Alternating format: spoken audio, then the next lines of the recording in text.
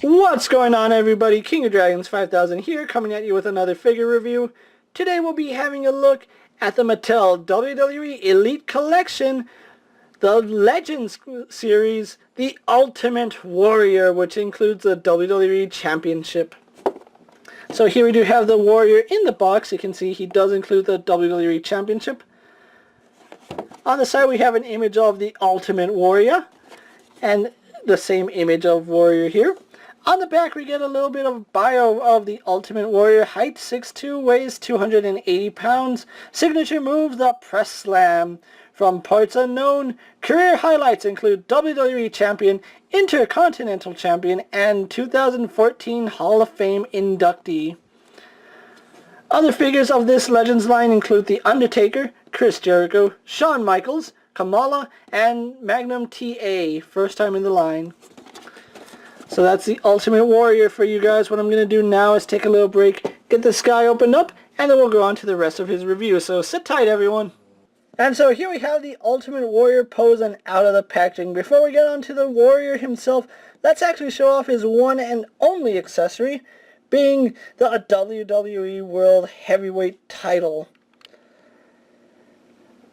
Now, again, I have this title about 1,000,000 times at this point, but I'm always glad when we get a title belt with a figure. I kind of wish that we also got the Intercontinental title with Warrior, because he did win the WWE title and retained his Intercontinental title. Now, this is really different from his original release when he was in Legends Series 6. The original Legends Warrior had a yellow strap for this belt. Not entirely accurate, because Warrior had the yellow strap on the Intercontinental title, while this one was still black. I don't know why they did that, but at least they corrected their mistake this time.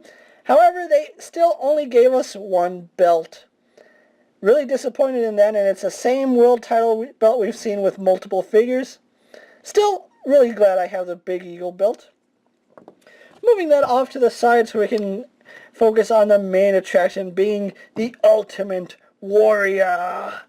And this is just one of my favorite Warrior attires. I think this attire plus the one where he's wearing green, that lime green, would be my two favorite attires that he's ever worn, but that's neither here nor there.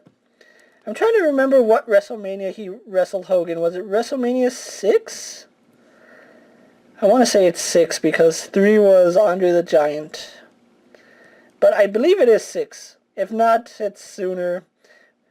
I'm more than likely sure it's 6. But anyway, here we do have the figure, and I have to say they did a good job capturing his attire from that match. All the way down to the war paint that he wore on his chest, which is really, really nice. I really dig that.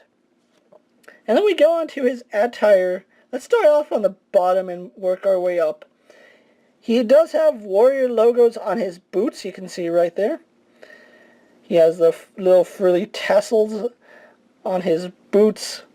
Then we go down to his knee pads that are orange with the Warrior logo on them. Again, they have the green, pink, and orange tassels. And then we have more Warrior logos on the front. That same Warrior logo we saw on his knee pads on the back of his trunks. Moving on to his torso now. You can see the Warrior is painted himself in war paint on his crusade against Hulk Hogan. His brightly colored wristbands, and then his armbands, which are also nicely colored. Really digging this figure. And then we get to the head of the Ultimate Warrior, which I had to say, I know there were a lot of people that didn't like this head sculpt, but you know what? It captures the intensity of the Ultimate Warrior, because he was always an intense dude. Like, he would run to the ring, shake the ropes, he'd go, ah! And just a lot of energy in his matches, and that was really, really awesome. I never saw those matches live, but I do have the network, so I am able to go back and watch those videos. And then let's actually talk about the paint. They did a really good job capturing his face paint from that match, all the way down to the little warrior emblem he has right here on the side. A really insane character, but I like it.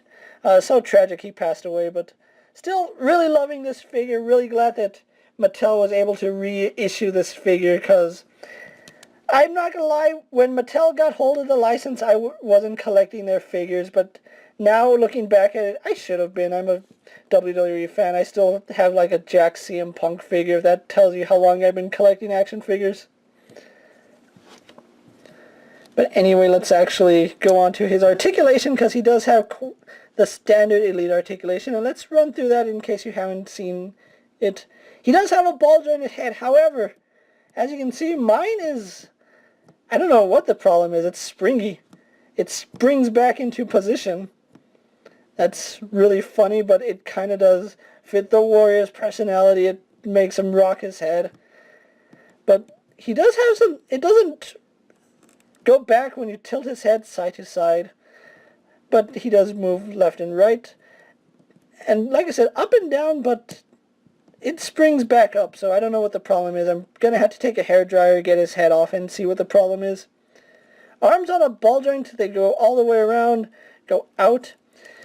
When I first got this guy, this shoulder was stiff, and it actually feels like I'm gonna pop this arm out of place, so I don't want to do that, so I'm not going to mess around with it too much.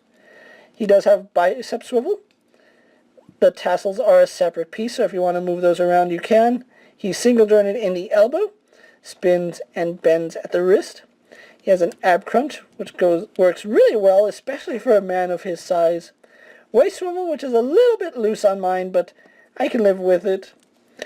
Legs go forward to about there, back, out, swivel up at the thigh, double joints in the knee, swivels at the boot, and being the Ultimate Warrior, we don't get much in the way of hinging. I think that's as far forward as it goes, that's as far back as it goes, but we do get nice pivoting, so we can get Warrior pivoting on those feet.